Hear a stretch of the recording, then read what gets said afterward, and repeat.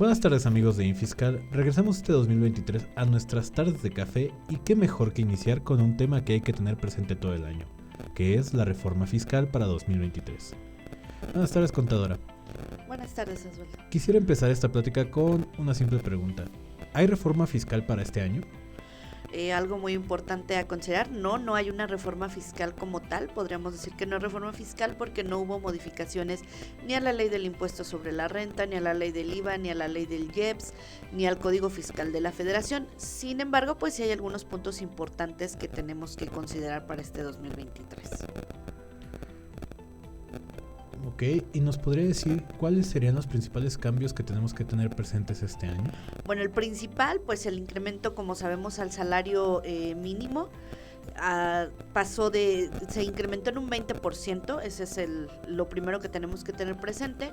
El salario mínimo se establece para todo el país en 207.44 y para la región fronteriza se queda en 314.41.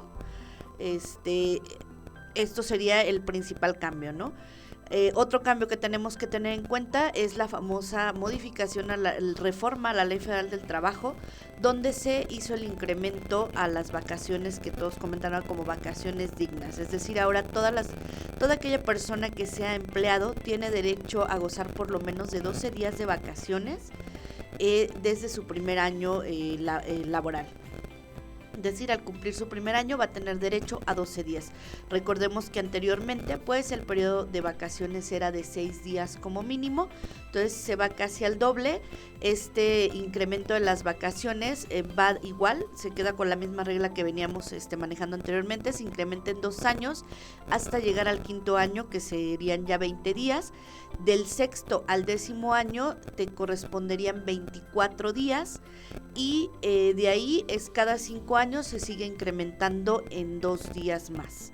Entonces es una modificación importante que tenemos que tener muy presente. Más adelante veremos qué nos mueve todo este tipo de modificaciones o de cambios que tenemos que tener presentes. Otro cambio muy importante es el incremento a las cuotas patronales en el ramo de cesantía en edad avanzada y vejez. Un cambio también muy importante que debemos de tener presente para este 2023. Otra cosa que debemos tomar en cuenta pues es la publicación de la UMA y la publicación de la UMI. ¿Qué es la UMA? Pues recordemos que es la unidad de medida de actualización que nos sirve para todos los temas de topes, tanto fiscales y demás, ¿no? También nos sirve para el tope en salarios, en veces salarios mínimos, para el temas de el IMSS, para el salario base de cotización. Recordemos que está topado hasta 25 salarios mínimos, en este caso hasta 25 UMAS. Entonces es importante que lo tengamos presente. En el caso de la UMI, pues es la unidad que utilizamos para el tema de los créditos Infonavit, para el tema de los pagos. Entonces también es importante estar pendientes por ahí de una vez que salgan publicadas. ¿Y qué implicaciones tiene el incremento del salario mínimo? Bueno, la implicación principal, recordemos, si hay personas que trabajan con el mínimo o que ganan realmente el mínimo, pues a estas personas, nosotros como patrones, les tenemos que hacer la modificación en el Instituto Mexicano del Seguro Social de su salario base de cotización, porque al haber un incremento en el salario mínimo, pues incrementa por ende el salario base de cotización. Eso en primera instancia hablando del salario mínimo. Dentro de esto del salario base de cotización es importante tener presente que también nos va a mover la parte de la reforma de las vacaciones. ¿Por qué? Porque recordemos que el salario base de cotización se hace a través de un factor el cual integra la parte de las primas vacacionales, y estas primas van en correspondencia a los días que te corresponde de salario. Entonces, también hay un incremento en el salario base de cotización para las personas que no ganen el mínimo, también se va a incrementar. ¿Por qué? Porque se modifica el factor de integración para poder determinar el salario base de cotización en base a los días de vacaciones.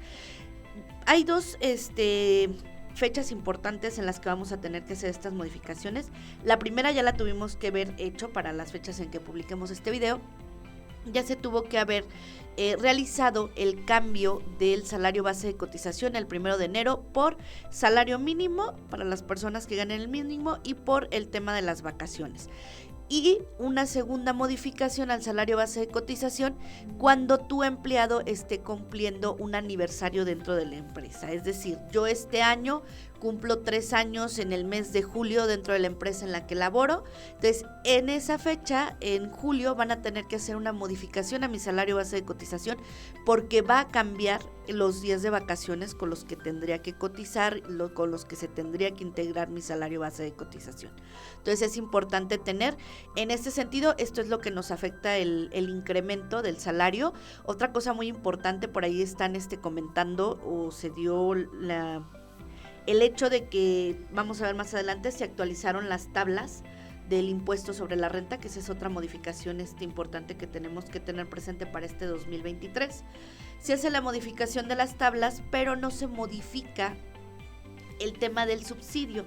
Entonces por ahí estamos con temas de que está saliendo impuesto a pagar a algunas personas que ganan el mínimo, sobre todo personas que ganan el mínimo en región fronteriza, pues les está saliendo impuesto a retener, cosa que no se debe de hacer. Recordemos que la misma ley nos dice que por el salario mínimo no se debe de hacer retención alguna. Entonces es cuestión de que se configuren los sistemas de manera correcta para evitar estarle haciendo retención, porque aunque por el procedimiento que te marque la ley te salga una retención, por el solo hecho de ganar el mínimo exclusivamente, no tendríamos que estarles haciendo retención. ¿Y por qué se modifican las tablas del ISR y qué implicaciones tiene? Las tablas al impuesto sobre la renta se modifican sobre todo para el tema de las personas físicas, pequeñas, medianas empresas, personas asalariadas. Esta implicación es muy importante, no modifica para el tema de reciclo. Las personas que están tributando bajo el tema de reciclo siguen igual con sus mismas tablas. Esto es solamente para las personas que están por lo que sería sueldos y salarios, actividad profesional o empresarial, pero por el régimen general, no por el régimen de reciclo, igual para el tema de arrendamiento. ¿Por qué se hace la modificación? Por el tema de la inflación. Estos últimos años hemos venido teniendo inflaciones muy altas y una de las consecuencias pues es el modificar las tablas. Esto es para beneficio de nosotros mismos. ¿Por qué? Porque al momento de que nuestra moneda ha ido perdiendo valor por el tema de la inflación, pues la Constitución, recordemos que nos dice que debemos de cooperar o aportar y pagar los impuestos en base a lo que ganamos, ¿no? A lo mejor sí hay un incremento en el salario mínimo, a lo mejor sí se está ganando más, pero la moneda perdió valor, por lo tanto los impuestos tendrían que ser menores y en este sentido se tiene que hacer la modificación a dichas tablas. Lo que hacen es que se cambian los límites y por lo tanto te cambian de las tasas que debes de estar pagando, ¿no? Si estabas en el segundo o tercer renglón de la tabla, a lo mejor te pasas ahora al segundo dependiendo del límite de tu sueldo, pero es por eso que se hace la actualización. ¿Qué implicaciones tiene? Pues lo que decíamos, debemos o en teoría deberíamos de estar pagando menos impuesto o nos deberían de retener menos impuesto, hablando específicamente de las personas asalariadas, al momento que se hace la actualización de estas tablas. El único tema es que al parecer por ahí quedó pendiente de hacerse la actualización o no se hizo en el tema del subsidio y pasa lo que estamos diciendo, ¿no? Ya las personas que están con un salario mínimo como en región fronteriza, pues ya les está saliendo a retener, pero ahí tenemos el fundamento en el artículo 96 donde nos dice que no debemos de pagar el impuesto. No debemos retener impuesto alguno si solamente estamos pagando el salario mínimo a la persona. El tema de incremento de las cuotas patronales fue una reforma y ¿en qué consistió? No fue reforma de este año en específico, es una reforma del año 2021, pero que estaba aplicable para 2023. Entraba en vigor, el 1 de enero de este año. ¿Y en qué consiste? Hay un incremento, esto es importante, solo a la parte patronal. Las cuotas patronales en el ramo de cesantía en edad avanzada y vejez van a incrementarse de en veces o en referencia a las veces salario mínimo que gane la persona, o en este caso ya no son veces salario mínimo, sino UMAS. Recordemos que ya para todo este tema, pues se emplea el tema de la UMA. Entonces, dependiendo de cuántas veces UMA gane el empleado al que tú tienes contratado, será el porcentaje que ahora tendrá que pagar el patrón para el tema de cesantía en edad avanzada y vejez, o que es el tema de las pensiones, que muchos lo ven como un incremento a las pensiones.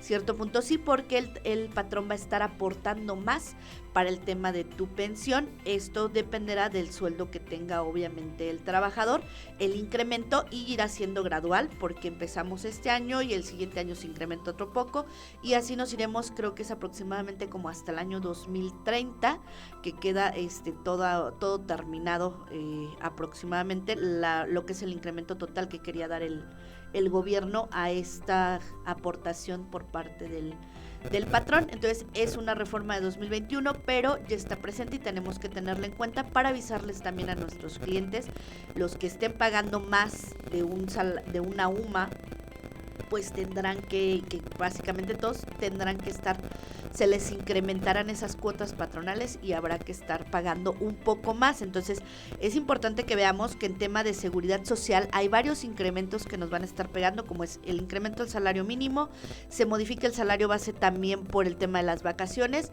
y incrementan aparte las cuotas patronales por el tema de cesantía en edad avanzada y vejez. Entonces son cosas que, más que una reforma fiscal, si nos vemos ahora, nos estamos yendo más hacia el ramo de la seguridad social.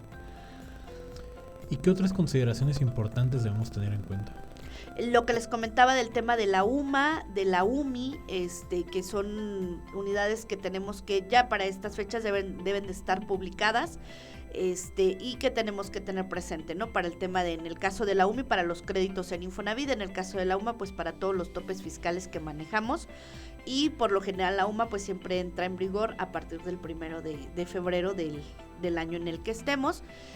Otra cosa importante, se hizo una prórroga para el CFDI 4.0, se pasa hasta el 1 de abril, el 1 de abril ya entraría en vigor, salvo que haya una nueva prórroga, pero ahorita la prórroga es que tenemos hasta el 31 de marzo para seguir usando la versión anterior, y el 1 de abril ya deberíamos de estar con el CFDI 4.0. ¿Qué otra consideración importante? Pues el tema de que este es el primer año que van a presentar las personas que tributan por el régimen de reciclo o régimen simplificado de confianza. Es el primer año que presentarán su declaración anual, y por ahí ya les habíamos compartido en nuestra página de Facebook una información donde ya se decía que pues para la declaración anual se les están pidiendo los 4 financieros básicos que debemos de manejar siempre los contadores. Recordemos, ¿por qué es importante esto? Porque en todas las declaraciones anuales siempre se manejaban solo 2 estados financieros. Ahorita ya te está pidiendo 4 estados financieros, y adicional deben de ser comparativos. Ya no es solamente del año en curso, sino comparativos. Esto se vio en el visor que lanzó el SAT antes de terminar el ejercicio fiscal 2022.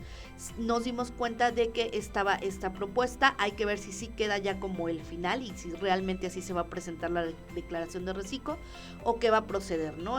Vamos a familiarizarnos con una nueva manera de presentar la declaración anual. Entonces, pues básicamente serían las consideraciones que tendríamos que tener presentes para este ejercicio 2023. Muchas gracias, contadora, por aclararnos este tema, y a ustedes les agradezco por habernos seguido una vez más en Tardes de Café aquí con Infiscal. Les recuerdo que pueden seguirnos en todas nuestras redes sociales y también que pueden descargar nuestra aplicación. Los links los van a encontrar aquí abajo en la descripción. Esto fue una entrega más de Infiscal. Hasta la próxima.